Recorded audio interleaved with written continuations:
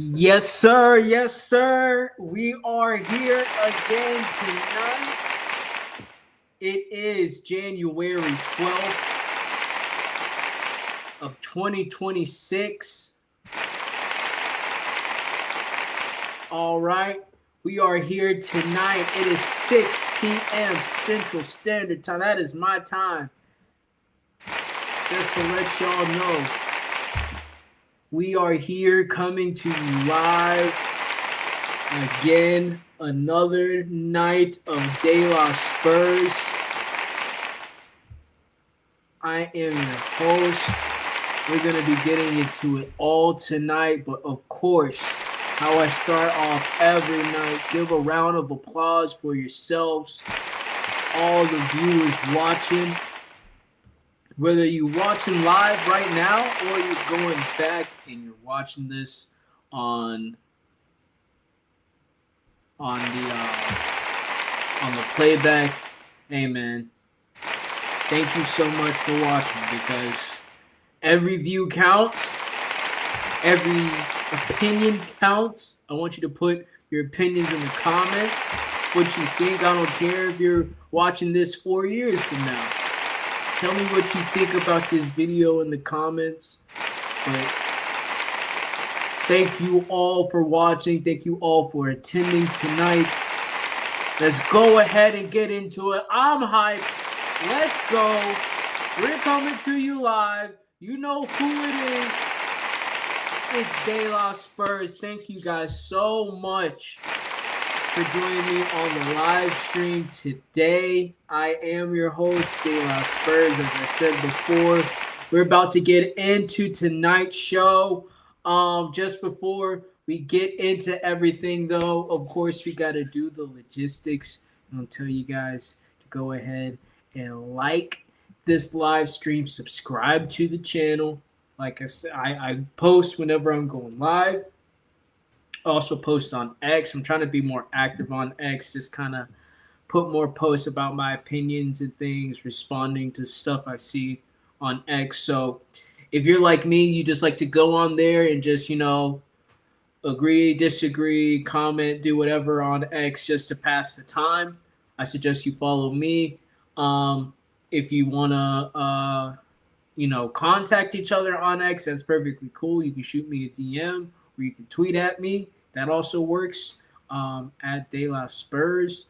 But yeah, man, I'm going to be posting on X when I go live. I'll also post when I also post a link as well. So you can get right straight to the live stream from where you're watching on X. I don't have the feature yet on StreamYard, to be quite honest. Moment of vulnerability. I don't have the feature yet to do the dual streams. So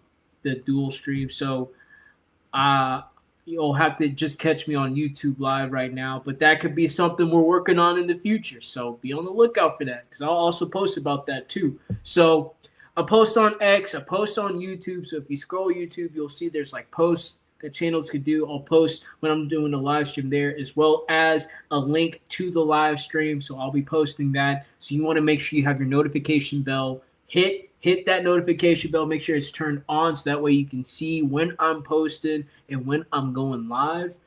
I appreciate everybody taking a moment to do that. Well, man, I mean, what can I say? From the title, just before we kind of get into things, just to kind of run through what we're going to be doing for the show. I'm just going to be here for about an hour. I don't want to take too much of your time, just about an hour. But we're just going to be talking about, of course, what we have now, the FA Cup loss against Aston Villa. Another home loss as well. So we're going to be kind of getting into that, what that means for Frank. We're also going to be talking about the new transfer. On the positive news, we got Connor Gallagher coming to us from Atletico Madrid. We're going to talk about how that impacts the team. Is that going to be an impact on the team? Is he going to save the midfield? Is this the one player that will turn everything around here at Tottenham? We'll see. But we're going to get into that. So let me go ahead and pull this up. But first, Oh, also as well, I should say, I didn't include this on the topics, but we're going to hit on those protests as well. Just so you know, this is a pro Enoch out channel. If you did not know, I want Enoch out as much as the other Tottenham fans. I'm here in America, so I'm not on the ground. I can't actually attend the protests, but I just want to make that known to any fans who are watching that do live in England. I am Enoch out. If I was there, I would be protesting. So I encourage any fans that are close to the grounds. Hell, if you're not even a Spurs fan, but you just want to, do something on the weekend to spend your time, hey, come over to the protest. We could use the numbers. So, but yes, I do want to hit on that before we get into everything. But first, let's already go ahead and yes, sir. Yes, sir. FA Cup. Another FA Cup loss. We are kicked out again. This time it was in the third round to Ashton Villa at home. They went to Tottenham Hotspur, the toilet bowl, the toilet bowl of failure, and they got what they needed from the game. Listen, it was a disappointing game. Some trends that we've constantly been seeing from this team that are not positive at all. But first, we're just going to go through this, get our ducks in a row. First, let's hit on the starting lineup. Okay, I got it up here on SofaScore. Starting lineup as following. We have in the goal, Vicario. At the back, we had Pedro Porro, Kevin Danso, Mickey Van de Ven, and Ben Davies. We had Archie Gray and Polina in the midfield. Out wide, we had Wilson Odegaard and Matisse Tell. In the center, we had Xavi Simmons in the attacking midfield and Richarlison up top, who eventually went out due to injury. We're going to talk about that in just a second. It's an injury crisis, man. It's an injury crisis here at Tottenham. It really is. I can't believe we're going through the same crap we went through last season. So, bunch of players out. Not great. But just to talk about, the starting lineup. In my opinion, as far as an FA Cup, other than Ben Davies, who I don't think should be at the club anymore, to be quite honest, this is probably the strongest lineup we can put out right now with everybody we have out. Romero, unfortunately, got that last-minute ban, FA Cup ban, so he wasn't able to participate in tonight's game. But, yeah, I mean, it's a pretty strong lineup. Unless you have any personal favorites as a fan, I don't think there's anybody else that we could really put out there, / is there any other combination of that 11 that we can put out there that I think people would be satisfied with, that we think would yield results. Ultimately, we saw Matisse Tell and Wilson Odegaard out wide, the two young wingers they both get the start today in the FA Cup game. Odegaard gets the goal. Matisse Tell, I don't really think he did much. I think he had maybe a couple of crosses, but other than that, I don't really think he did anything in the game. So yeah, it's they got the start, but other than that, I don't really think they did much. I'm sorry. Well, Odegaard got the goal. I meant Matisse Tell. Other than that, I don't think he did much. Odegaard did get the goal, so I have to give him credit there. But other than that, we have pretty much no attacking prowess whatsoever. Let's go ahead and just kind of dive into the first half versus the second half. So obviously, right, like a trend that I've been seeing with the team is that we've had such a slow start in the first half. I don't know what it is. I don't know what Frank is telling the players. I don't know if it's the players themselves that are starting off so slow, are not like digging themselves into the game enough in the first half. But again, we see a really slow start. Ashton Villa immediately go on top. I think, didn't they get both goals? Yeah, they got both goals in the first half, so they immediately take advantage of that slow start that we have. And similar to what we saw against Bournemouth, it's like why start out so slow? I mean, with Bournemouth, it's different. We got the goal lead, so we had the lead. But then with Ashton Villa, it's like, why start off so slow? Why are we waiting for this team to go ahead and put the game on us in the first half, and then doing the reaction or having that reaction or making the changes in the second half? It feels like we could be more proactive on the front foot at the beginning of the game, but we're not. I mean, to be quite honest, the Richarlison injury didn't help. I mean, I don't think he is the best player, but he is scoring goals for us. So that is another person who is providing goals and assists that's out for us. So we're going to have to see if the board is going to help out with that if we're going to get another player. But other than that, I mean, yeah, I don't. It's just when we get to the second half, right?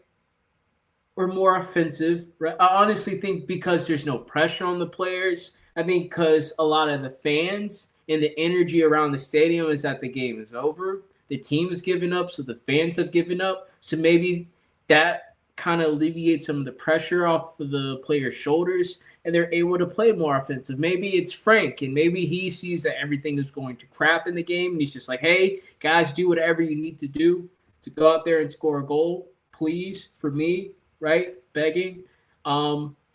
It could be that the players are simply telling Frank to fuck off, and they're just going out there doing their own thing. I mean, we've seen the similar thing with the last manager when the players just kind of had to look at themselves and say, well, I know we're being instructed that the tactics are this, but we know that we need to do this if we want to get through this game. Us 11 on the field looking at each other, we know we need to maybe be more pragmatic or do this or do that to get through the game. So maybe the players are saying, we're down 2-0. It's the second half. Us playing this defensive isn't going to get us anywhere, so let's all rush up. Let's all move up on the ball. Let's try to attack in numbers. Let's try to stay close to each other. And I think we saw that, with the Oderbear goal. We were able to, I think it was Mwani, got it off the turnover, pitched it out right to Wilson Oderbear, who was able to get a shot and put it in the back of the net. So we were definitely more aggressive in the second half versus the first half. So I don't understand. It feels like that has to be an instruction, right? To not be aggressive, to not have the intensity, to literally just kind of be asleep at the wheel in the first half. I think it's on the manager because he's telling the players to do that. And I think it's also on the players because the players have to bring that intensity from within. But it's hard to do that when you're not playing that way. So it's like a little bit of column A, a little bit of column B. They both reasons affect each other and why it results us going 2-0 down in the first half. So, I mean, Aston Villa was just playing through us, to be quite honest. And that's another thing with Frank is that you think with us trying to sit back and maybe try to be more defensive, he's trying to protect the goal, but Aston Villa was playing right through us. And I think what made it the insult to injury, Ashton Villa was playing similar to the football that I think Spurs fans want to see from our players. And that's getting into those pockets, getting into those channels, picking those passes apart, 1-2, getting through the midfield, playing through the midfield, right? You get it to your attackers. They're able to hold up the ball, create space, get numbers in. And you have your midfielders going in and getting the goals. I think Morgan Rogers scored. So, you're getting your midfielders in. You're building up the attack, similar to what Frank is. If you get the ball up, you play through the midfield, you get your midfielders up to push in and so you can attack with numbers. Aston Villa can do the same thing. They can either hit on the counterattack or they can play that way. But that's how they were getting through us, is that they were just simply passing through us too easily. And it feels like for Frank, and I think what we're seeing right now is that I don't think the players are buying into it, because I think there's moments that I saw, it's like as Aston Villa was playing through us, you had players that were kind of just standing around, or because of the position that they were in, they couldn't necessarily go and put pressure on the ball or necessarily leave that space because they're leaving a passing lane open. It's like we were we were outmatched and outdone tactically. And I think you saw the players were not necessarily like frustrated or anything, but like, I mean, well, yes, you can say players were frustrated because I mean, Paulinho at the end, he was going at it. I think it was. I think what you could say is that I think we were outclassed in that game. To be quite honest, I think that's ultimately what you could say is that we were outclassed in the game. We were outclassed in the first half, and then in the second half, necessarily Aston Villa didn't have to score any goals or be as aggressive offensively. But at that point, they were passing the ball around, killing time, getting fouls, frustrating our players, and it just boiled down to or we kind of just had a meltdown towards the end of the game. And I think part of that is on Frank because you see that the players want to win. They don't want to lose, right? You see that there's players getting in the other players' face because they don't like losing. They don't like being passive. They don't like teams coming in and beating them all the time. So it is a little bit on Frank, or a lot of bit, however you see it, but it is on Frank. He does have to take accountability of the fact that being so passive in the tactics tied in with teams that are now just simply outclassing us and outplaying us, the players are going to then naturally lash out. And when I mean lash out is in a sense of all the way to the end of where there's outbursts like Paulinho, where they're fighting with the other players till I would say on the smaller scale, when you're talking about in the game, you see that there's the midfield is getting past you. You see players they're not moving, they're not reacting, they're not connected, and they're not understanding. And it's like it needs to be changed. It needs to be fixed. And the players can't do that themselves on the field, so they're lashing out. The manager is not making the adjustments in the locker room and or on the practice field, so they're lashing out. And ultimately, that pressure that comes from the fans booing, now what we're going to see from the protests with Enoch, all that pressure is going to keep funneling down to the team, keep funneling down to the manager, and they're going to start lashing out. I think we're seeing the team lash out. And before I kind of get into the whole ethos of the bigger picture of everything, we're seeing this team lash out because they're not getting it right. Frank is not getting it right whatsoever. He's not connected, I think, with this squad as much as I think he would want us to believe. I don't think there's that much of the connection. I think we're seeing it because players are frustrated as hell. I think he's getting frustrated. He's lashing out at the media, especially with that Arsenal Cup thing, because it's like for him to have a go at us, like, I can't believe we'd have to talk about this. Well, yes, we do have to talk about it because this is our club. We have to deal with the fact that our manager, that's right, our manager, you're the manager at our club, Tottenham Hotspur, that our manager is walking around with an Arsenal Cup, right? If one of your coaches, right, was seen with another manager, right, working with them, wearing scrubs and all this of the other team other than Tottenham Hotspur, you'd be pretty pissed off, right? Or if you see that you're one of your coaches that you've hired, right, is out to dinner with an opposing team, out to dinner with say like with the Chelsea coaches and stuff while wearing Chelsea gear out in a restaurant in the Chelsea area, I'm sure that's going to rub Frank the wrong way. So it rubs you the wrong way when you have people, right, people that work for you. You're working for us as the fans of Tottenham Hotspur, right? The heartbeat of the club. You're working for us. You're our employee as much as the people in the office buildings hired you. You're working for us, right? You're a servant for us, the fans. So we don't want to see that.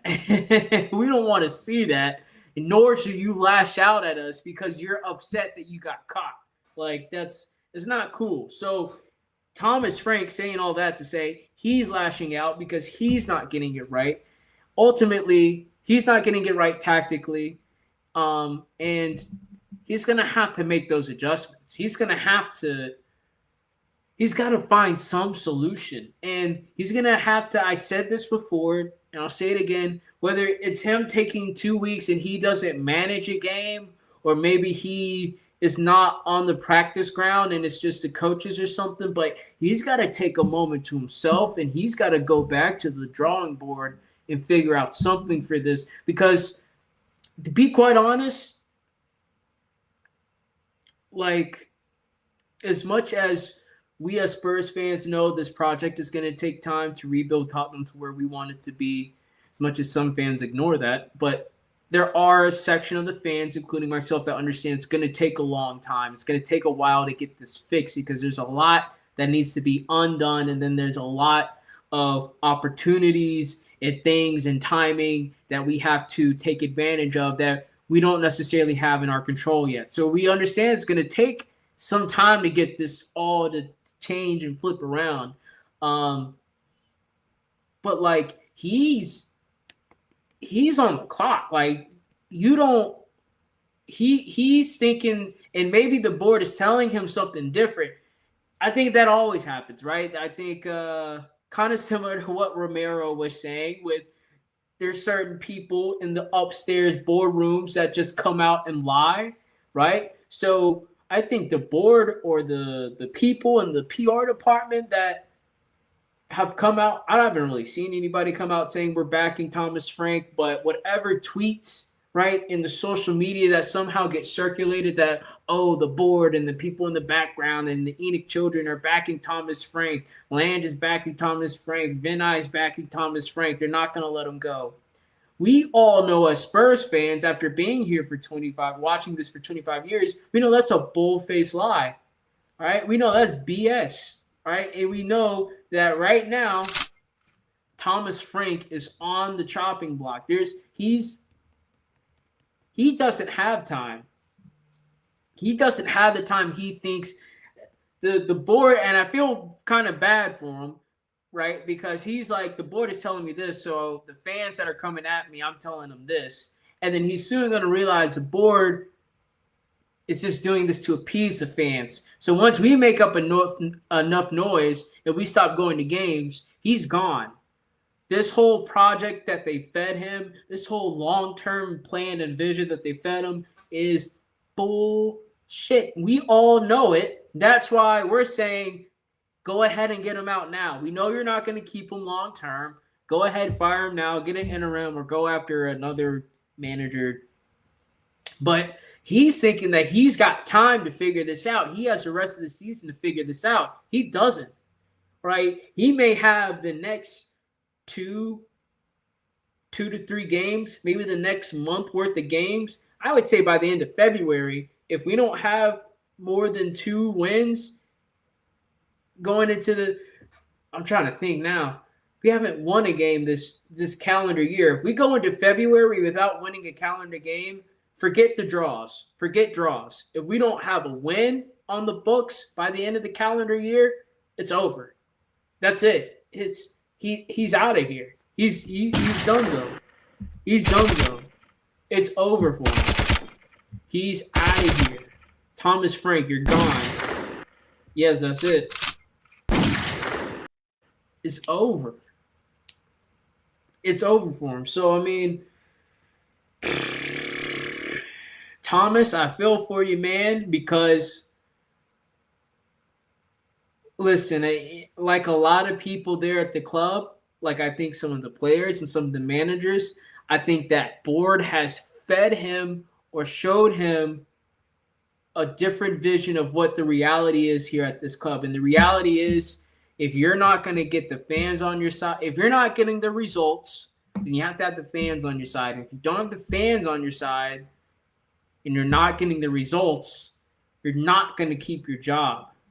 You just saw there's a manager that just went through the same thing, right? And he legitimately had the fan base split because, actually, no, I don't want to compare him to the last manager, right? Let's just say with the history is the history of Tottenham.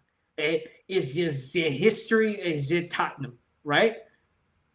If you're not doing well, if you're not getting the results that we need, and your football is not adhering to the players nor the fans, your time is going to come to an end in a crunch. And he has to understand that he's still sipping the Kool-Aid that this team wants to deal with him for the next 2 to 3 years. And the fact is, we don't. We don't. And we have the money to pay you off, and we'll fire you. We'll give you the $20 million. And yes, the team is going to suck for the rest of the season, and the results are going to be worse, but we're not dealing with you. We'll figure it out, even though they have no plan. Thomas Frank will be sitting in that boardroom and be like, but you guys don't have a plan after me. And they'll be like, yes, we know, but we're going to figure it out. Bye-bye. Bye-bye. Bye. So, yeah, man. He got it wrong this game. He's been getting it wrong like the past 5 or 6 games, to be quite honest. And listen, I try to protect Thomas Frank as much as I could because I don't think I'm of the school that I want to see the ownership try to back a manager. When you look at the Chelsea project, now I understand people are saying the Chelsea project is kind of fishy and smelly right now, but I look at those things like how Liverpool, Arsenal, Chelsea, look, when they bring these managers in, look what they do. Look at the squad of players. Look at the number of players. Look what they do to try to back the manager. There's very rare times where those clubs bring them in and say, hey, work with this squad for the next 2 to 3 years, a majority of this squad for the next 2 to 3 years. There's very few instances where the manager comes in and it feels like the signings and the outgoings that are made are not even in his control. It's just happening and he's just being told to make do with it. There's very few times where a manager comes in and it's like it's just man. You have to look to what the other teams are doing and what we're doing, and just even when these other teams are not necessarily getting it right, but just look how different the approach is, the intent of the approach, the execution of the approach. That's why, as much as, and I'm just gonna end this off right here. There's a lot of people that think we are not in as big as a mess that we are in. I think there's a lot of fans that think that if we can just change up the style of play with a different manager, get a couple of better players, that somehow is going to, like, there's going to be a green fog that just there's going to be a mist that goes amongst the training ground and up into the offices that makes people want to change their ways, that makes people want to change their approach. And it's just not how it happens. You got to fire, chop, change, get rid of, redo it. Fans said they were tired of doing that with the managers. They were tired of doing that after Ange. Here we are 4 months calling for another chop and changing of a manager. We wanted Levy out. We want to get Enoch out. We got rid of our director of football. The other one left. We brought a new one in. The recruitment department, Paratici, left. We brought in Lange. They were both doing a co-role at one point until one left. Like, none of this is how a football team. There's no other football teams operating this way. Like, there's no other football teams that are operating this way. And if we were doing this and getting the results, we could say we're revolutionizing the game. We could say we're doing something no other teams have done by having 2 head of recruitments, 2 people that are purchasing the players, two department heads, right?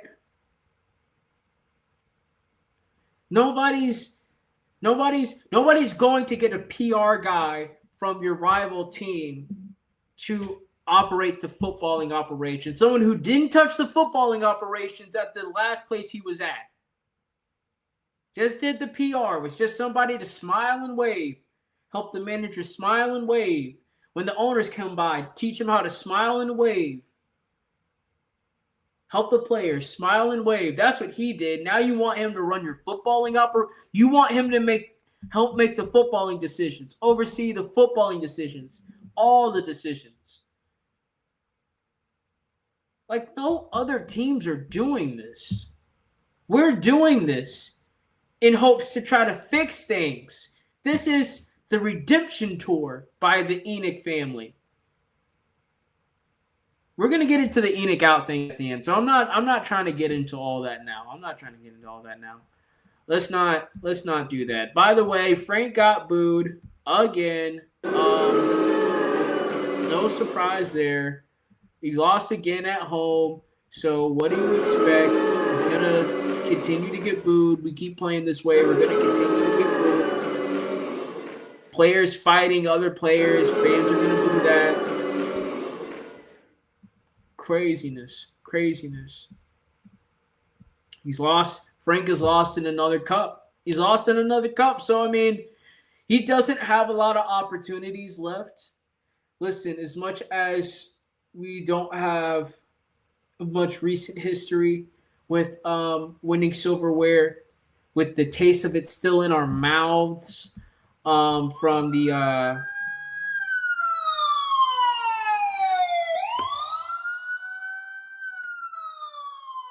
that's just an expression for after you win a trophy, you have the taste of winning in your mouth. So, oh my gosh. You know what? After winning a trophy, Tottenham team and the fans wanted to win more trophies. How about that? And one way that we've seen, even when you have such a turbulent season, if you're able to get a cup win at this, where a place where trophies mean so much now more than ever, because we haven't won a lot of them. And if we could win more than the one we just won last year, that'd be great. You get a lot of fans on your side doing that, is what we've seen before. You get a lot of fans, you get a lot of protection, you get a lot of leeway if you can just win us a cup. But he's going out of all the he's gone out of all the competitions that are feasible for us. The only thing left is the Champions League, which you could say is not feasible at all for us to win, but it is a cup competition. It is a knockout competition. So we do have an opportunity. So he can either put all of his eggs in that basket, or he can put all his eggs in the basket of getting reinforcements in the January window and going to try to get the European places this season. But he's going to have to, again, like I said, part of Frank going back to the drawing board, he's going to have to realign what he wants. And he's going to have to understand every season he has to leave with something. There can't be any seasons where just absolutely nothing happens at Tottenham. That just can't happen at a Big Six team. You either need to get into Europe or you need to be winning trophies. That's how you remain in the top six of this league that is the most competitive, most watched league in the world, right? You have to do something. Your team has to be affecting and doing something. So if Thomas Frank thinks he can be like Brentford, it could be like a Brentford where nothing happens at the end of each season, right? You just have some highlights, right? You have some nice pictures. There's some nice articles that are written about you last season. That's not good enough for us. We need actual things, actual platforms to keep us going, to keep us up in this status. So, listen, him going out in the FA Cup is just making things that much harder for him, because now he's going to have to put that much more effort and focus and responsibility and accountability and trust in himself, his staff, and the players to perform either in the Champions League or in the Premier League and try to get Europe. And even then, if he did, I don't even think he'd be able to keep his job still. I'm not sure if he'd be able to keep his job. Depending on how these protests go, I'm not sure if he'd be able to keep his job. So, but I mean, if he wants to try to save himself, right? If he's not just going to sit there and roll over and let his, watch his job go away, he has to make some sort of adjustment. Again, not to try to make a comparison to previous managers, but from what we've seen, there's managers that make the decision of saying, hey, we're going to go all in on this, regardless of this, or this situation. We're going all in on this because this is a result that the manager wants and is trying to drive for. And if Thomas Frank just watches all these opportunities go by him because he's just like, man, I don't think we're good enough. I don't want to do this. I don't want to push. I don't want to stretch because I know we're not good enough. It's going to leave a bad taste in everybody's mouth. It's going to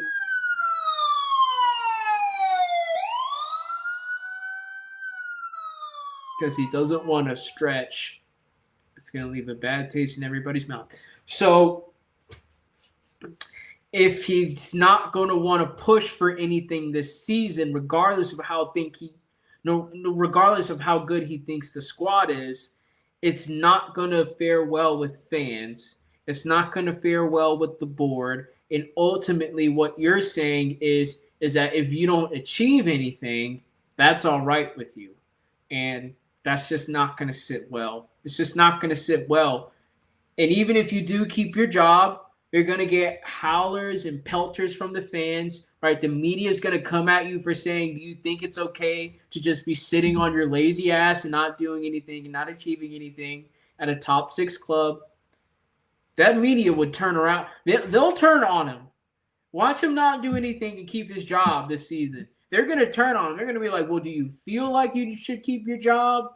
Do you feel like it's fair that you kept your job and all these other managers have done better than you and have lost your job? Watch them ask those type of questions. They're going to turn on Frank if he keeps his job. That's just the nature of this. You can't just not do anything.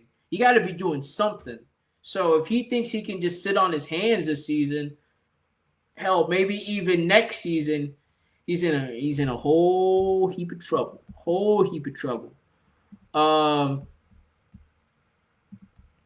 Where does Frank go from here? I mean, you can shoot. I don't know. You just gotta get a win. Like that's where you go. Like that's honestly where you go. You just have to get a win, man. He has to do something to win the game. So, or to win a game, regardless if it's home or away. At this point, you just need a win. So he needs to come together with the players, come together with the coaching staff, tell them, hey, we need to change this. We need a win. Whoever we're playing next, we need to set up in a way that's the complete opposite to them, to where we can attack, score goals, neutralize them, win the game. Like, it has to be that or nothing. If it's still this strategic, let me do this, and we're doing this, and I'm doing the science on this, and this experiment here and there in this position, it's gonna be done, dude. It's gonna be done.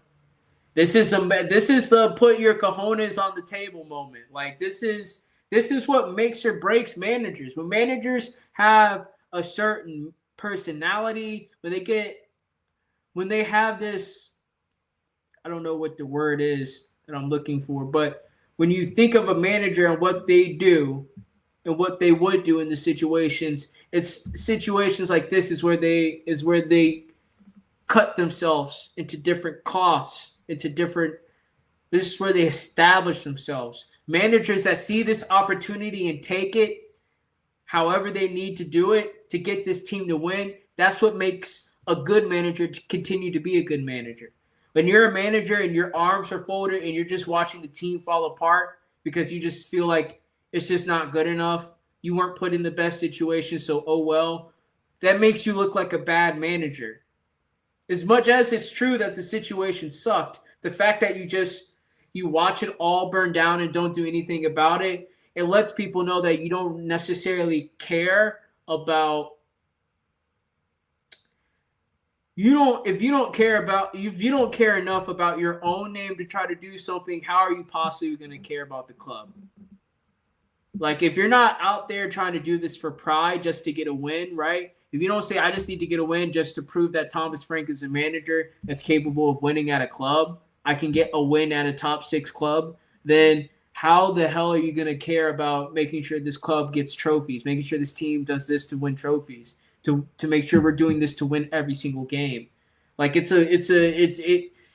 shouldn't reflect on what his personal values are, but it will show his values of a manager where they lie, where he lies. And if he's just going to watch this season just burn down and melt down in front of him because he feels like, we didn't have anything good this season, so what's the point? It's like, bro,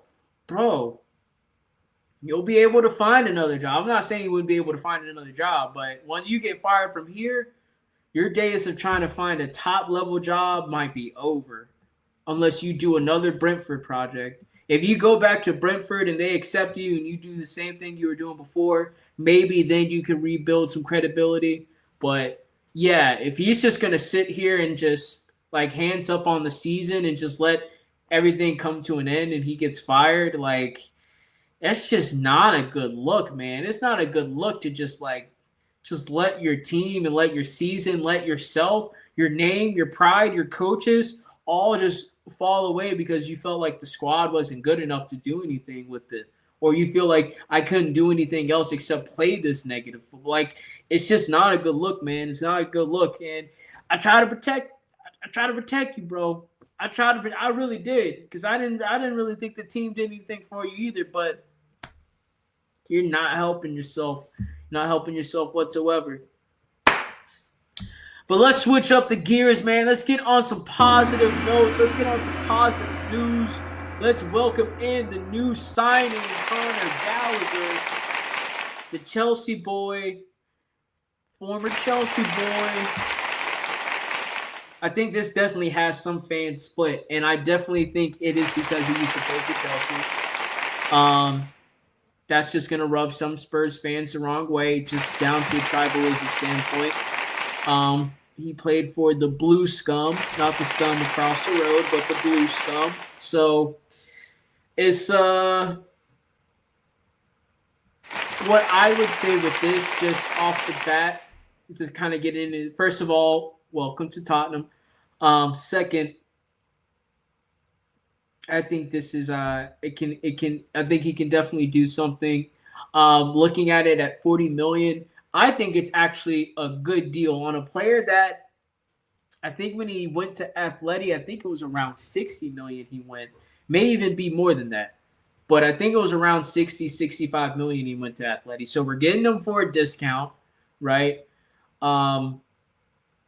He's a homegrown player, so he fulfills that role and that benchmark. He's proven. He's played in the Premier League before. Now, what I will say, and I think what fans need to understand, is that even though he is proven, I don't think that's going to be an instant. He's not going to have an instant impact the first step he takes on the pitch. I do think it's going to take time for him to adjust back to the pace and the physicality of this league. I do think it's going to take time for him to adjust to the time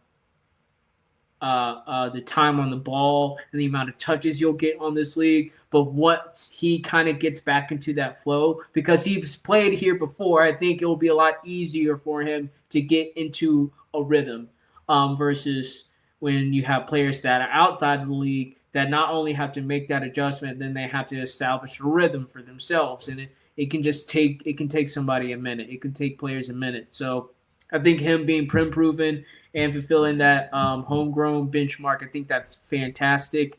Let's go ahead and pull up his stats. This is from SofaScore. So just kind of looking at it, no, he went to Atleti for 42 million. So I'm sorry. So we're still getting him for a steal, but or not for a steal, but for around the same price. I see here that his market value was 34 million. So actually, we're paying more than what his market value is saying. But I think for what he offers, and what he could bring to this team, I think that's around the right price. I'm not sure how long it's for. I haven't seen any details, anything that come out for how long he's going to be here or how long the contract is. Hopefully, it is for a little while. I would love to see him stay here for at least another 2 to 3 years. So hopefully, it's at least a 3-year contract, and then maybe year 4, depending on where we are and what we're doing, we'll be able to we'll negotiate. Then, well, I should say year 3, right? Because you don't want it to be the same. You usually don't want it. You want to have that negotiation done a year before you get to the last year of the contract, so you're not trying to rush to sell or you're not trying to rush to re-sign. But welcome, Connor Gallagher. Welcome again to Tottenham. One question that I think I want to ask, and you guys can put this in the comments as well. Is this a panic buy or is this a planned upgrade? It's a quite interesting question, right? Because I think similar to what we saw in the summer window, there's an injury that happens. There's an immediate response as far as buying a player. And yes, it's a positive that we're immediately responding to that and that we're addressing that. But is that because it was a planned buy? We always planned to buy Connor Gallagher in the midfield role, and since we had that injury, we just expedited the process. Or is it a panic buy in that we now have an injury to Bentancur, we now have an injured Bergvall, and we just need some legs because we can't just have Archie Gray and Paulinho play every single game until, Pape Sarr gets back from AFCON or until Kulusevski comes back from injury, right? So is this a panic buy or is this a planned upgrade? I will say this. I think it's, whether it's planned or not, I think it's an upgrade. I think it's definitely an upgrade on Archie Gray. I think Connor Gallagher immediately walks into the starting 11, and I think you're probably going to have him and Paulinho in that midfield with Xavi in the back. Now, it can be looked as a panic buy because a lot of people are saying another number 8 type of figure in the midfield where he's a box-to-box guy. He doesn't necessarily have any outstanding technical ability when he's on the ball. As far as defensively, yes, he can read the game defensively, but if he gets into the game, that's probably the question. Does he get himself to the game defensively? Will be able to, especially in the Premier League where it's a lot more physical, will be able to make that adjustment from the leagues and be able to dig himself into games like we need him to? Will he be able to help link up the back to the midfield to the front like a lot of fans are wanting in the midfielder that we were looking for? Is this a panic buy because we just simply bought someone just to fill in a role because we had a midfielder hurt? There's a lot of questions, and to be quite honest, we'll have to see if this is a panic buy and what he could do and how he can impact the team. But right now, whether this is a panic buy or a planned upgrade, I say this is an upgrade. So it could be a panic buy upgrade. As in he'll be an upgrade in a role that we may already have, a profile we may already have. So it's not necessarily addressing something that we need, but it's an upgrade in that role, which I think he is. I think he's, for what fans think Archie Gray is, I think Connor Gallagher can do at a way higher level. And that is be a box-to-box, right? Cleaning up the messes, kind of protecting the midfield, protecting that middle channel, while also being able to get on the ball, look at passes, get passes off, whether they're long balls, short passes, right? I don't think Connor Gallagher is the fastest player, so I don't expect him to be necessarily on the ball and trying to run through and get through. but I think he'll definitely be that guy that if he can get a turnover, he's who you want on the ball. If we can get a turnover off the team, we want him on the ball more than we want Archie Gray on the ball. Is what I'll say. So I think he's an upgrade in that sense. Um, and again, he's prim proven. He's of age to where I don't think fans are going to be saying, "Oh, we need to wait 2 to 3 to 4 years for him to develop." His development is pretty much already happened. If not, he's on the last ends of his development, and he needs to be redefining his game or defining his game. Right? There's not really more development at his stage. It's more defining what his game is, right? And getting those minutes and those roles that he wants to play so he can establish himself as this role, which I think he's already at, so I think he's already established himself as an 8. So, right, really just defining himself as he goes from team to team. If he's going to be hopping from team to team, defining himself in that role for what he does in each team. So I think for our team, for the number 8 role, I think what he will do well is that I think he'll definitely help as far as if he's in the right positions to offer some protection for Paulina in the back line, right? Just another layer of protection as far as a player or a body that can be in between.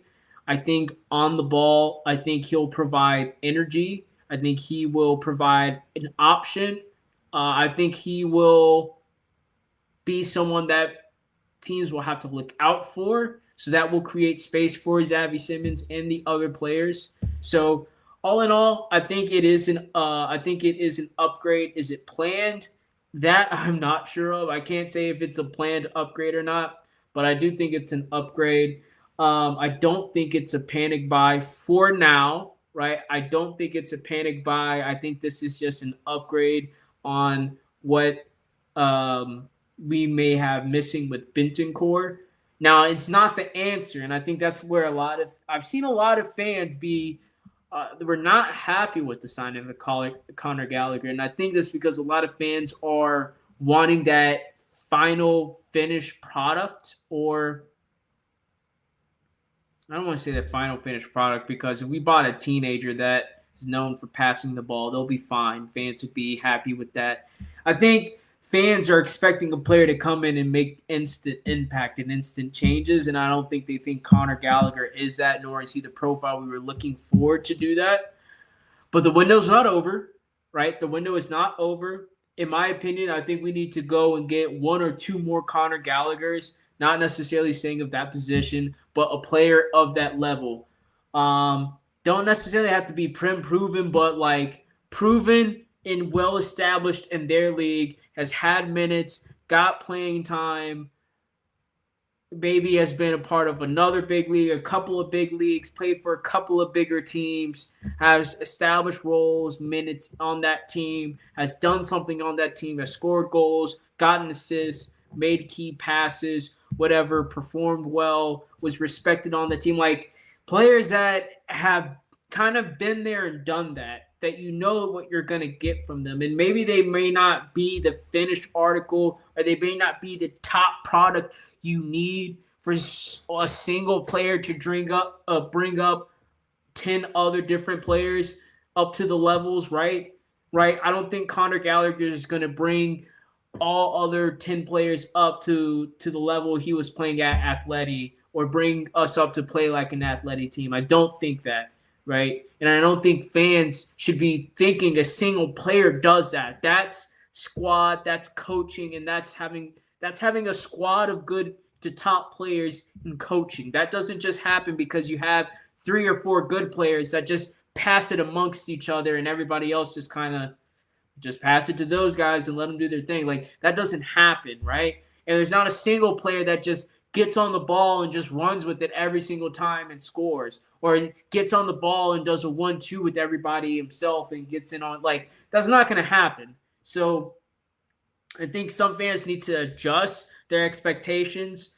Yes, I agree. We could use a profile of a very on the ball heavy passing midfielder in the team, right? But the window's not over, right? We do need to upgrade on what we have now because right now we had one kid available, we had two kids available. Now we only have one kid, but like there was a point where Archie Gray and Bergvall were getting the starts. Like those were our two starting midfield, like teenagers. Like we were having teenagers starting game in and game out. Like we can't do that and be considered a Big Six team and want to try to get Europe or want to try to do well in the champion. Like we can't. It can't. Both can't exist in the same world. So regardless of if fans wanted this guy or not, this is the upgrade that we needed in this role to be at a certain level or to have some stability at a certain level, right? So now you have Paulinho, who I think is of a level of a Connor Gallagher, right? You have Connor Gallagher, you have Xavi Simons, who I think is of a level of Connor Gallagher, right? If we can address that top line, right? I think if we can, again, the passing midfielder and then try to get a left wing, try to get a left winger who has an end product. If we could get Lookman, that's like the top. That'd be the best. A winger that has end product as well as skill and technique, because we need somebody who can score goals. Like we desperately need somebody who can score goals, not just a finisher, right? Not someone who just looks good as they score goals. We need a goal scorer. We need someone who's like at crazy angles, putting shots on the goal and they're going in. We need someone whose mentality is to shoot first and put their laces through the ball. We need somebody who is constantly wanting the ball to try to attack and driving forward. Like we need that attacking threat. We need that goal scorer. And we need somebody in the midfield that's good on the ball, that can put their foot on the ball, that can find those passes and pick out those passes. Because right now, what it looks like with the tactics, everybody's very far apart. It looks like we're doing long balls. So like that's gonna have to be the thing that's needed. Is like we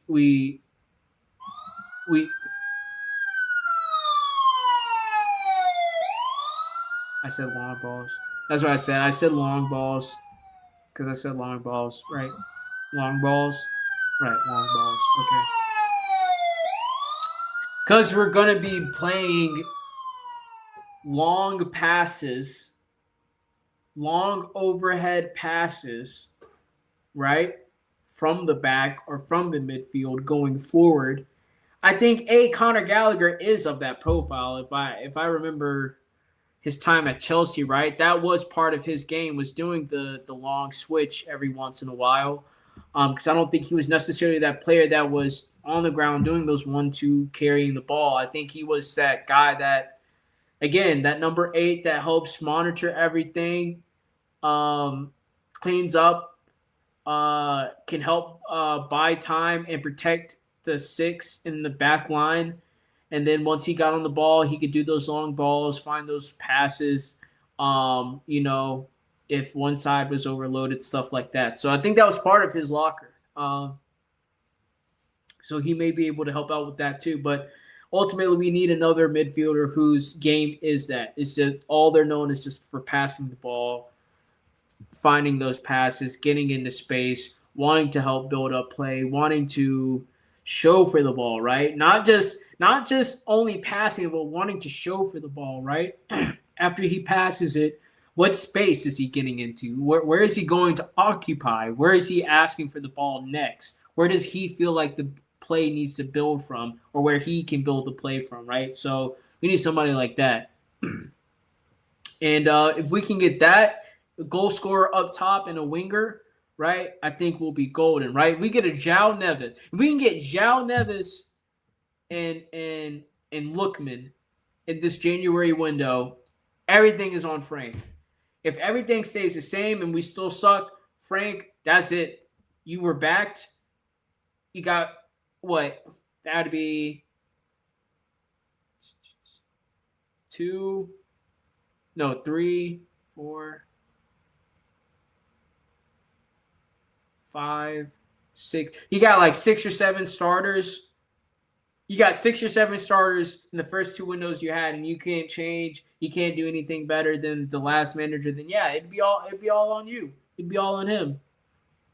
And ultimately, that would be, if we did end up firing him for that, I would have no issue with that. I would say I would happily get rid of the manager, bring another manager in. That's all I ever want. If we go through the manager mill, we go through the manager mill. That's fine. That's just the name of the game. That's what you do as a club. You got to go through the manager mill. You got to have your Rolodex of managers. You got to be, your recruitment team has to look at players and they have to recruit managers. They have to look at managers, go out there and see who's next, right? There always has to be a who's next. You can't just want a manager to be there for 15, 20 years. That's just not realistic. It's not sustainable, in my opinion. Unless you're ready to break the bank, you're ready to try to revolutionize the game of how a football team operates.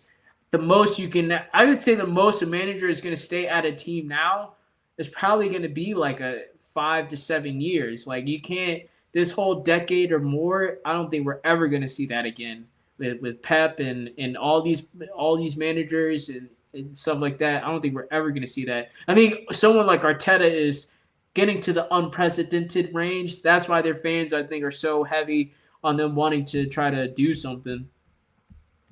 But yeah, like if we can get 1 or 2 more Connor Gallaghers in those positions doing those things, it's all on Frank. I think we'll be in the best position as a club, and ultimately, once we got rid of Frank or we got another manager, that manager has a great platform to try to go and continue to progress the squad, right? We won't necessarily have to go backwards because you won't be hiring a manager that plays the complete opposite way of that manager. You also won't be hiring a manager that says, hey, I don't like any of these players because all these players are shit. So I have to get a whole another 22-man squad, right? You'll have a manager that comes in and says, oh, hey, the squad's actually pretty good. I only need like maybe 4 or 5 players. So we can get 4 or 5 players in what, maybe 2 seasons? And then by season 3, he has everything he needs. And then, like, it can keep going. If you set up that platform for yourself, it's a lot easier to kind of go through these transitions instead of now where it feels like every time you fire a manager and try to transition, it's like a absolute gut punch, actually punch in the face. Like, it doesn't have to be that way. It can – wait, hold on. Where is it? It doesn't have to be like that.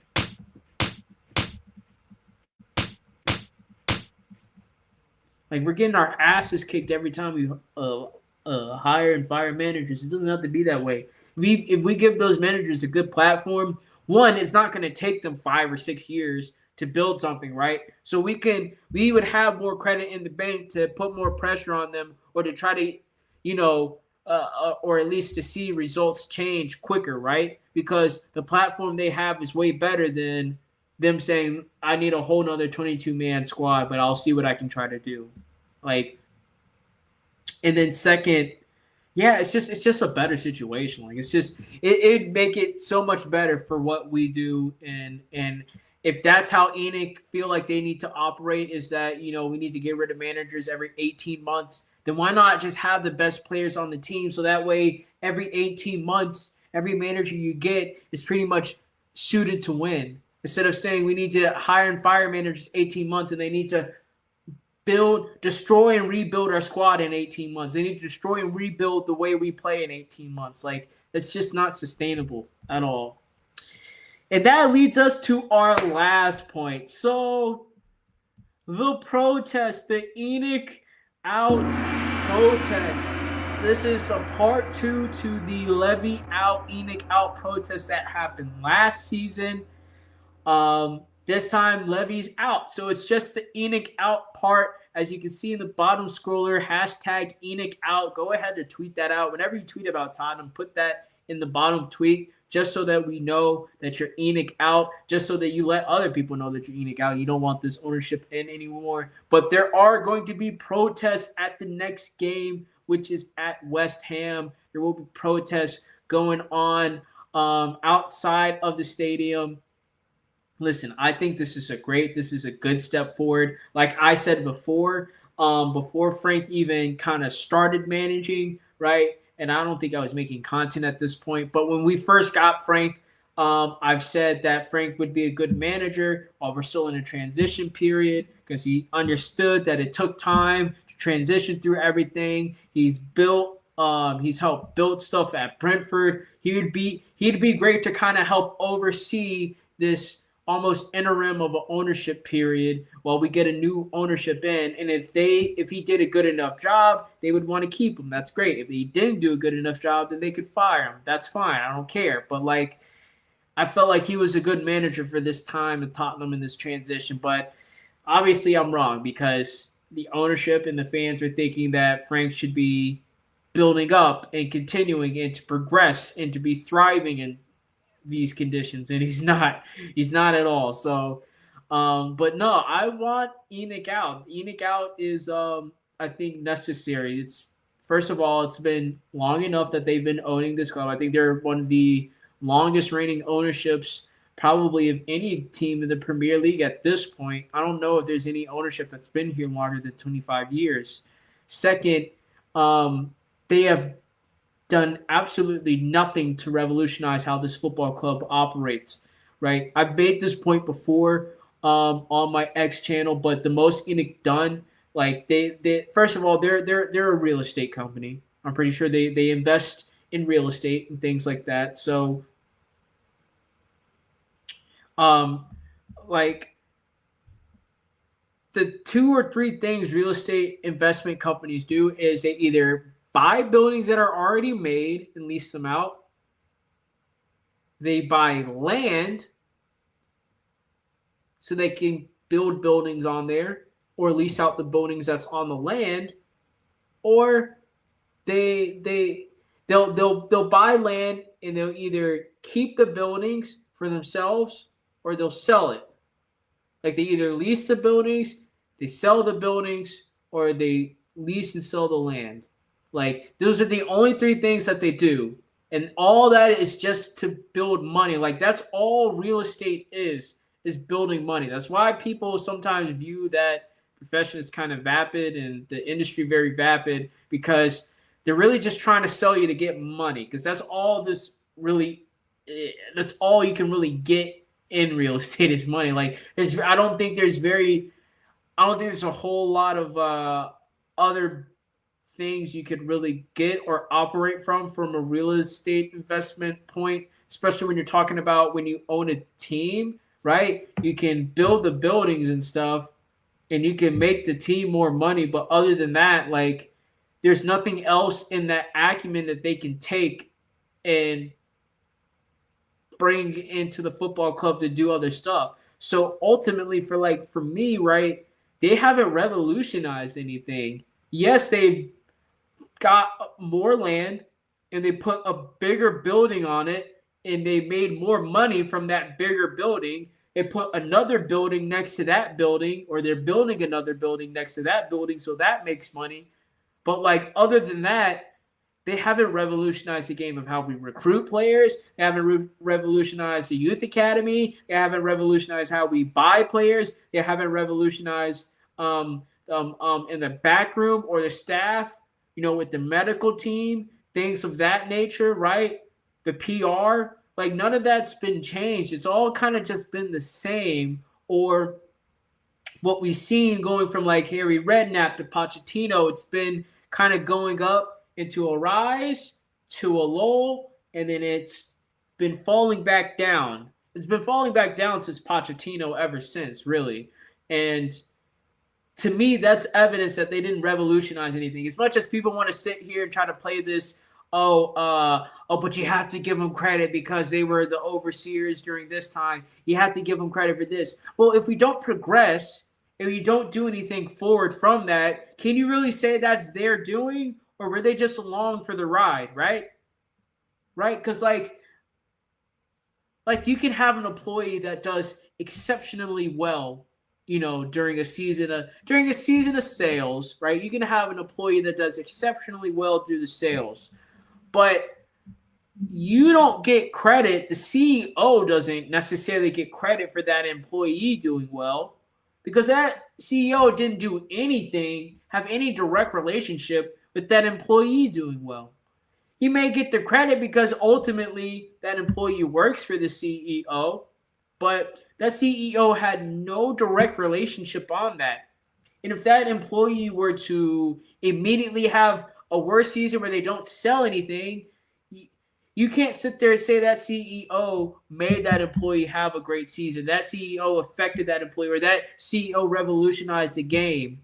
If say there's a sales team, right? CEO brings in a manager brings in another manager brings in a team manager, that team manager brings in this team. And that team does exceptionally well for 2 to 3 years, brings up the profits for the business. Everything is on the up and up. That CEO may get credit for revolutionizing or doing this or doing that, bringing this to the business. But if that team were to leave and the business goes automatically back down to where it was, or even worse, that CEO doesn't get credit for revolutionizing that.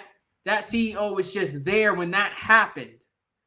And that's the difference. When we had Pochettino and we had was it Mark Edwards? Pochettino, Mark Edwards, and we had that moment of good recruitment and players playing in the first team and this good moment of football, and it was all such a great vibe. They were there along for the ride for that. Levy were just there when that happened at that time, and all that timing was correct, and it all met together. They were just there for that to happen, because what happened when that timing ended? They didn't try to capitalize on it. As a matter of fact, they did the opposite. They said, we're not even going to buy anybody after Pochettino said, we need more people. If we want to continue this or even go even farther, we need to get more players. We need to do this. We need to do that. You know what they said? Meh. Not gonna do. As a matter of fact, we're not going to buy you anybody. Not only are we not going to buy you the players that weren't good enough to progress the squad, we're not going to buy you shit for the next three windows. Have at it. So, to me, I don't think you can even credit Enoch with revolutionizing Tottenham or giving them credit for the time with Pochettino or giving them credit for the Europa Cup. Because we see once they have these opportunities to do something because they did this, right, do it again. And then when they have the opportunity to do it again, they can't. So you can't sit there and say, oh, because it's tough to do this twice. And I'm not saying you got to do it twice in a row. But you're telling me you can only win 1 or 2 trophies in 25 years? At some point, that's on you. You have to take accountability for that. Nobody said you had to win back-to-back FA Cups and back-to-back Premier Leagues. Nobody said anything about a back-to-back cup. But you're telling me in a decade, you can't win more than 1 cup in a decade? You're telling me you can't even win 1 in a decade, let alone trying to win more than 1 in a decade. You can win more than 1 in a decade. Tottenham has been in a position to win more than 1 trophy in this last decade. Between 2016 and 2026, Tottenham has had multiple opportunities to have multiple trophies now. That's just a fact. That's just a fact. So, in and of itself, that fact alone shows you that they've done nothing to revolutionize Tottenham whatsoever. All they've done is made a bigger building for us to play in. Oh, no, I'm sorry. They made a bigger toilet bowl. They made a big toilet bowl for Tottenham to play in, right? They have a big building for the fans to stay in when they want to come watch us play, and they're making money off of that. Other than that, they have done absolutely nothing to benefit, profit, platform, whatever you want to say they've done for this club. In my opinion, they haven't. This is just what happens when you make more money. When you make more money, there's more doors, there's more opportunity. Money is a tool, right? So when Tottenham can do more stuff, that's because you have more tools. You have more tools, or you have more effective tools. So yes, you can do more in all these other facets, right? But that's not doing anything for the football club. You're not bringing those tools to help the football club. You're bringing those tools to do other things.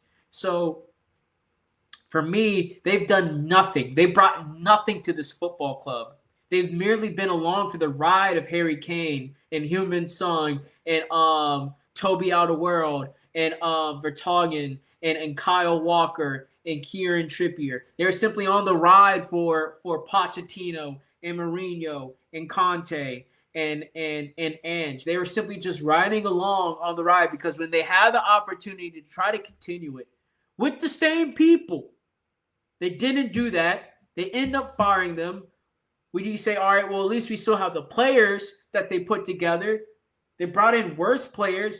The recruitment has gotten worse. The transfer policy, just imagine who we were buying back then in 2016 versus now. The transfer policy has gotten worse, right? We've been buying kids and teenagers that have still been here at that school, still been here and have not proved anything here, right? As much as there's fans for Pape Sarr has not proved anything here at Tottenham whatsoever. Has not proved anything to me or to any fans. I think if you were to put him on the market now, no top team will be in for him. And if he went to another team, he'll probably have little to no effect like he's having on this team now. I can say that for a lot of players. Same thing with Bentancur. Put Bentancur on the market, no big team is going to be out for him. No top 6 team is going to be out for him. He can maybe go back to Italy. He can maybe go back to Juventus, where he's a maybe player.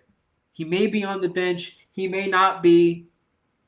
If he's hurt, he may be on the bench. He may get some playing time. He may not. He can go back to being that. There's so many players you could say with that. So the recruitment and the recruitment policy hasn't gotten better. The players haven't gotten better. The planning and the infrastructure we have has not gotten better. Whether you want to say it's from the low level with the academy, right? I don't think the academy's been doing well from what I've seen or heard recently, but nothing's been able to push that into the first team. We haven't brought these players into the first team to help the first team, right? Which is, to me, the point of the academy, right? The point of the academy is to have those young players, right? So that they can provide energy and intensity to a squad that is lacking at whatever point of the season, whether it's beginning, middle, or end, right? You bring in that youth squad to provide energy and skill and intensity to a squad that's lacking it, right? That energy and skill comes from, the energy comes from their youthfulness, right? They're young players. They're going to be out there willing to run, right? There's always a saying with older folks, oh, you got a young body, you got an able body. Go ahead, go out there and do what you need to do, right? The second thing is the skill comes from when you have a structure for that youth academy to fill in that first team role. One, you train that youth academy to play similar to how the first team plays. And the way you keep those two things aligned is to have an ethos overall at the club, a structure overall at the club of how you want to play, right? So no matter what manager you have for either the youth team or for the men's first team, right? You're still going to be playing similar because the structure of how you want to play as a whole is there. So they're going to be able to come in, right? Provide the energy. Say right now during our injury crisis, because I think we're in an injury crisis right now, right? Say for our injury crisis, if Enoch has set this up right and proper from the get-go how it should be, we should be able to at least bring 4 youth academy players into this squad right now. We wouldn't even have to go into the January window. We should be able to bring 4 academy players in. Not saying that they're going to provide a major impact on the season. Not saying they can come in and save the season. But I'm saying as far as if we just needed to find 4 bodies to bring in right now to continue playing the way we're playing, we should be able to go to the academy, get 4 players, bring them in, boom, done. Then you're only talking about bringing 1 or 2 players into the transfer window.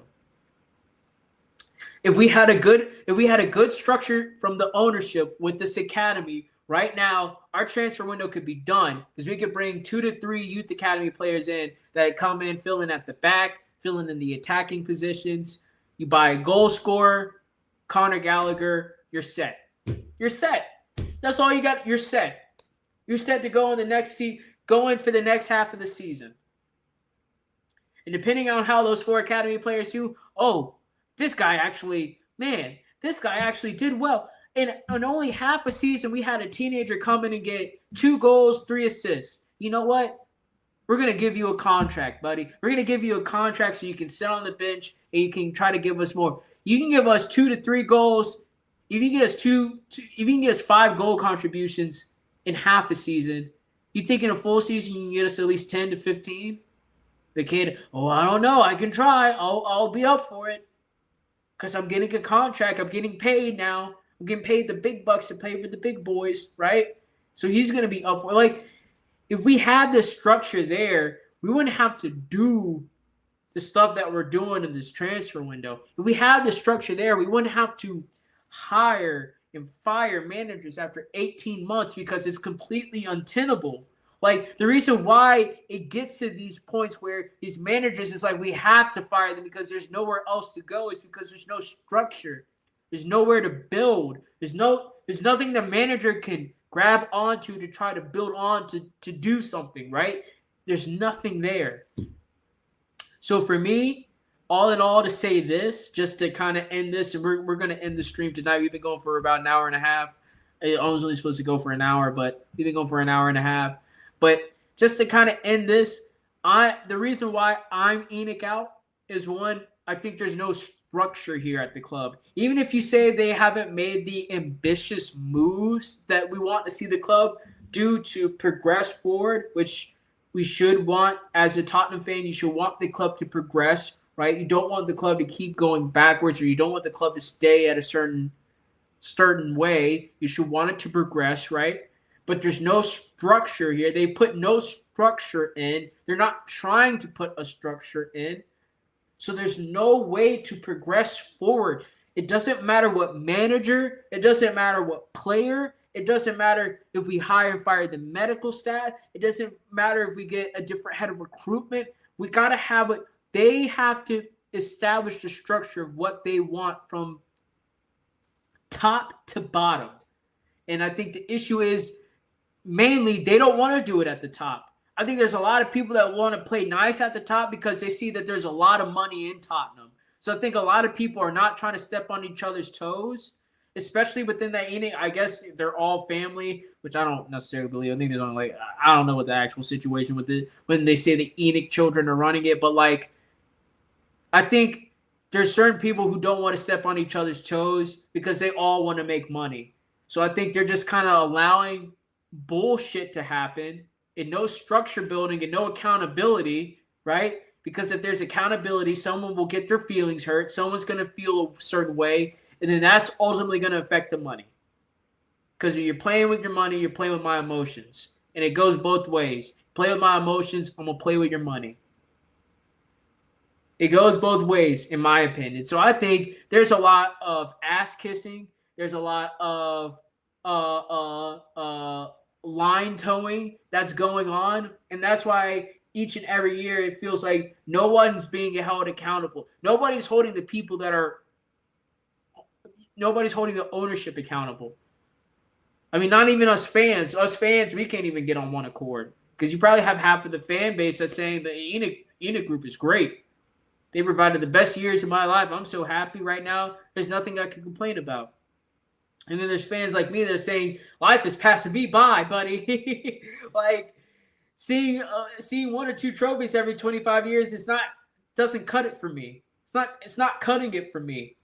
And maybe once I'm older and more reserved and I have other things in mind, and guess what? Tottenham is not as important to me anymore. And I think that's what the issue is, right? For all the older fans that are like, oh, we want this, we want this, oh, Tottenham means this.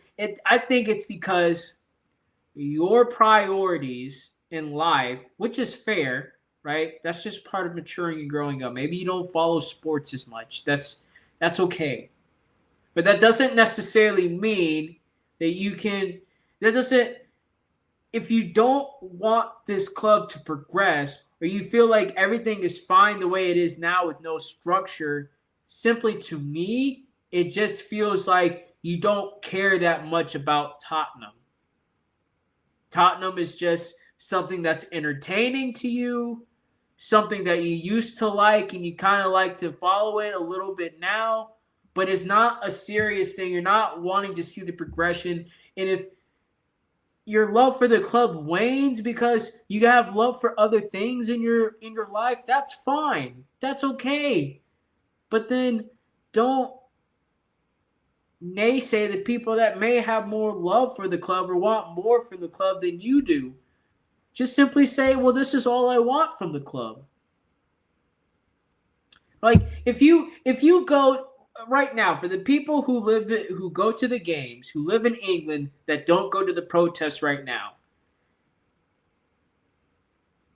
If you're okay with everything that's going on right now, first of all, I don't get why. I don't understand why you don't want more from this club, especially when I think we all know this club is able and capable of doing more and achieving more. So I don't know why you don't want to push for more. But the second thing is, I want you to seriously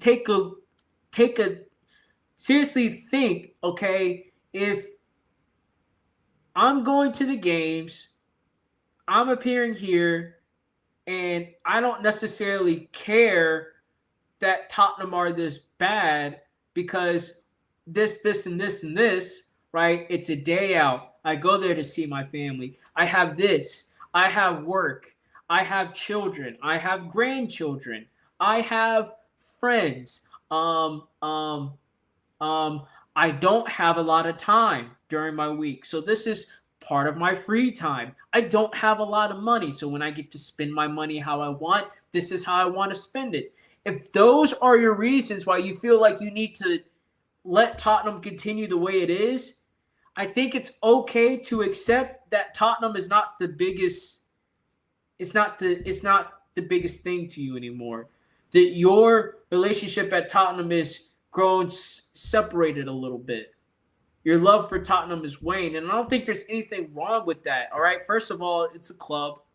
All right, let's put our big boy pants on. Let's put our big boy cap on. All right, this is sports. Okay, if you have children, if you have grandchildren, right, you got bills you need to pay, a house and a roof you need to keep over your head. If you need lighting, electricity, and food for your family, those are your priorities, right? I don't expect you to be this diehard Tottenham fan if you're barely providing for your family. You need to be focusing on other things, right? I don't expect for you to be spending all your weekend at protests and getting on Tottenham YouTube and doing all this stuff if you're living check to check and you're barely feeding your family, right? You got other stuff to focus on. If you're an older gentleman or an older lady, if you're an older fan and you're like, if you don't have enough time because you're always with your grandchildren, you're always doing this, and you just want them to see Tottenham games with you. You just want your priorities are not being the Tottenham fan. Your priorities are spending time with your grandchildren. It's doing this. What I'm trying to say is that your priority or what you think of how much you like Tottenham is not the same, and that's fine. That's perfectly fine. That's just what life is. It's about progression and growing and moving. Life is always moving on. You're not going to love Tottenham as much as you did as a 4-year-old simply because you don't have the time and attention and whatever you did as a 4-year-old. You're not going to love it the same way as a teenager because you don't have the same circumstances that you had as a teenager or as a young adult. So as you move through life, right, if you feel like I'm just fine but just watching Tottenham play, I'm just happy to see the boys run out there on the field, then that's fine. Say that. Don't sit there and say you're a diehard. Don't sit there and say you're a better fan than other people. Don't sit there and say you're this and that because you're not. If you're looking at the club right now and you think nothing's wrong with it, then you need to look at yourself, to be quite honest, because there's so much wrong. There's so much wrong. And just because you have a nice cushy seat and a nice cold beer in your hand when you watch the football games, don't mean everything is fine. Just because you're having fun at the games doesn't mean everything's fine. Just because your kids are having fun at the game doesn't mean everything's fine. Just because you're enjoying your weekend out doesn't mean everything is fine. And if you're naysaying the protest, you're saying fans shouldn't be protesting this, then you're too far gone, bro. You're too far gone. I think, honestly, at that point, if you're saying nobody should be protesting right now, everybody should just be happy, then I think that's just more of you projecting the fact that you're happy and comfortable with everything. That's fine.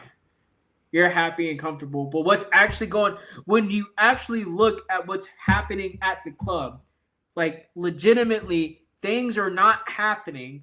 Actions are not taking place to help run this football club the way it's supposed to be. Like, it's legitimately an issue now.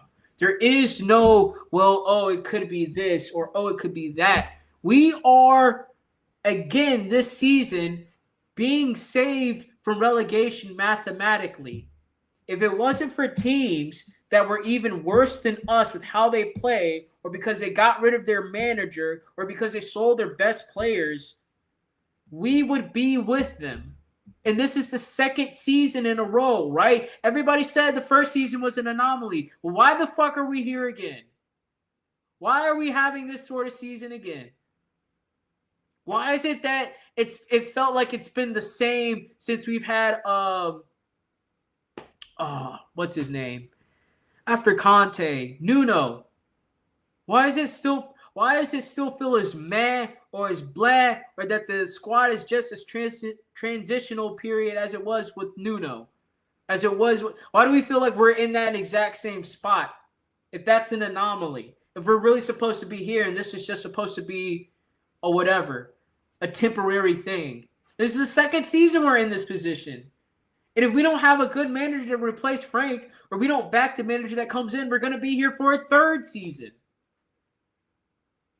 Right after this ownership just told us we're trying to win the Premier League and the Champions League. Don't forget that, folks. At the beginning of the season, they all sat down and fucking had that circle jerk where they were like, oh, we're trying to win the Premier League. We're trying to do this. Play the sirens. I don't care. It's true. It was a circle jerk. Those guys are sitting there in a circle, jerking each other off, talking about, oh, how great of a season we had last season. Oh, we're going to do it all again this season. We're going to go for more. We want more this season. We want more. They want more of your money. That's what it was. They had a great season making money. And they said, you know what? We stand this season to make even more money because we actually did something.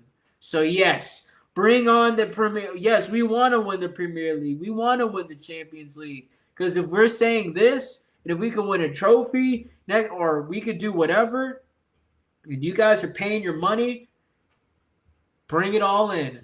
Bring it all in. So just to say, Enoch out, right? If you can attend the protest, all right? First of all, if you don't, it's at that point now. The line has to be drawn in the sand. If you don't attend the protest, you are complicit with how Tottenham is being run. And I think it would be fair to question how much Tottenham means, or how much is this valued to you, right? I say that's fair.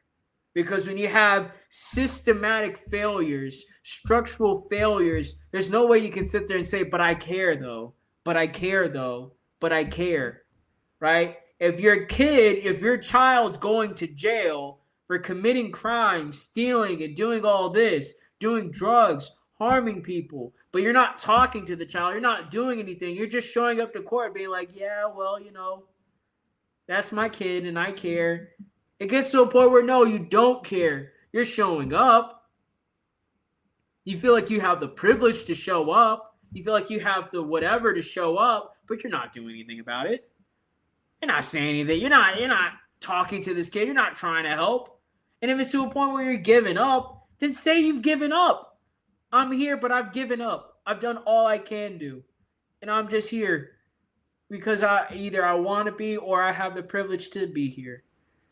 But don't sit there and lie to other fans. Don't sit there and block other fans. Don't sit there and stop other fans from protesting. Don't sit there and try to say it's negative to protest.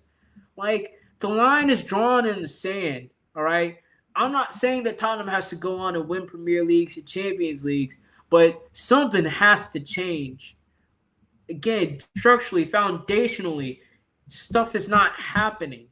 Like, things aren't happening to run this club correctly. So if you're saying this is okay, then foundationally you are saying that Tottenham crumbling is okay with you. You want Tottenham to crumble and to continue to crumble. I don't. Other fans don't. And whether you think Enid can be the one to do that or not, they've had 25 years to stop it, and they haven't. So that's why we're here now. And you saying, well, give them 1 more year, 1 or 2 more years, it's not going to stop it. It's not going to stop it. So let me just end it here because I'll go on another rant. I could talk all night about Tottenham and all this stuff. I'm going to end it here tonight. So I just want to thank everybody, first off, for joining in, watching the live stream and everything. I appreciate everybody for being here tonight. You could have been here anywhere, but you're here with me, and that's what's most important. Last minute, late night logistics. Go ahead, again, like the live stream, subscribe to the channel, leave a comment, share this, post the link on YouTube, X, Snapchat, Facebook, Instagram, wherever and whenever you want. Go ahead and feel free to share this. Let the people know about this greatness. Let them know that there's another live stream channel talking about Tottenham content, and it is some of the greatest live streaming content and entertainment on this side of YouTube at this time of night. Go ahead and get in on it now so you're not banging your head against the wall when you realize how late you were to it. All right, folks, this is going to be it for me. I'm going to call it a night here. I hope you guys are having a good rest of your night. Some of y'all maybe just getting off work. Some of y'all are probably already at home chilling, enjoying some grub, getting ready for tomorrow, getting another 24 hours to try to figure this stuff out called life. So, hey, man, hope you have a good night. This has been De La Spurs. Thank you again so much for watching. I'll be back live on Wednesday, same time, 6:30. We're going to be talking about the games that are going on. I don't know what's going on Wednesday. I think there is a couple of Premier League games, so we might talk about that. Of course, we're going to be talking about Tottenham Hotspur, so feel free to join in then. Until then, peace.